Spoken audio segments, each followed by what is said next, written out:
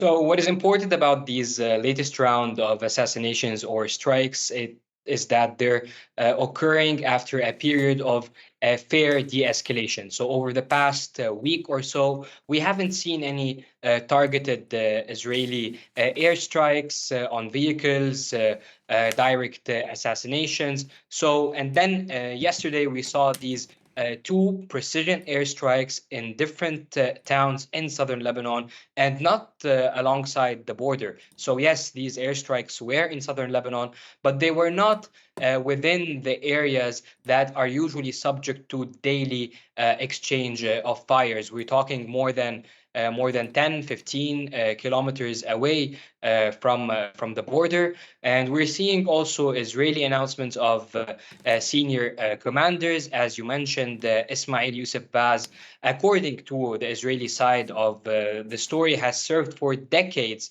as a commander within Hezbollah in a variety of posts before being appointed as the commander for the coastal part of southern Lebanon. In the other incident, we saw that the Israelis attacked Muhammad Shuri, who is a commander of the rocket and the missile unit of the western sector of Hezbollah's elite Radwan force. This is also according to the Israeli side of the story, because Hezbollah did confirm the assassination of those two commanders, but Hezbollah never announces what their duties within the organization was. So this is the first side of the escalation from the Israeli side, but also from the Lebanese side, from Hezbollah's side, we've seen an escalation yesterday and today. So yesterday we saw a number of suicidal drones being launched deep into Israeli territory, into northern Israel, also not targeting just the usual area of the exchange of fire near the border. Today we've seen a huge number of of Hezbollah operations announced. Hezbollah attacked troops in the Beirut barracks, also attacked the Mount Meron Air Force base in northern Israel, which is a very important base, and also attacked the town of Aramsha, which is an Israeli Arab town.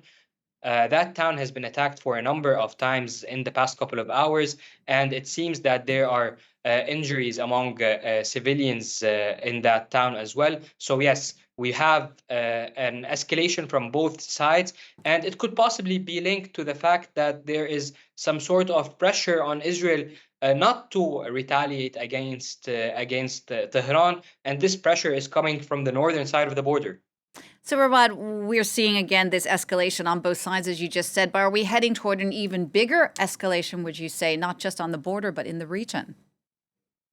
Now, when we talk about the past 48 hours, yes, this is an escalation compared to last week, where we only see the usual airstrikes and the usual exchange of fires. The past 48 hours are indeed an escalation, but this is not anywhere different than the pattern that we've been witnessing over the past couple of months. So since October 8th, the front between southern Lebanon and northern Israel has been escalating for a number of days, de-escalating for a number of days.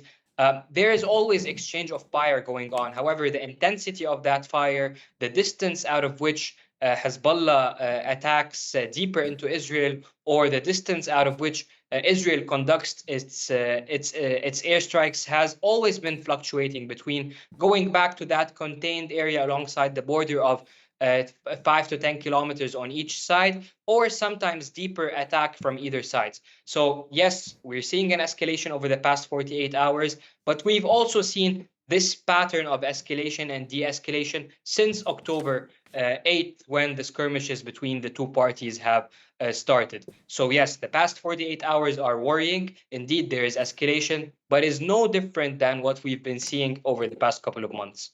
Okay.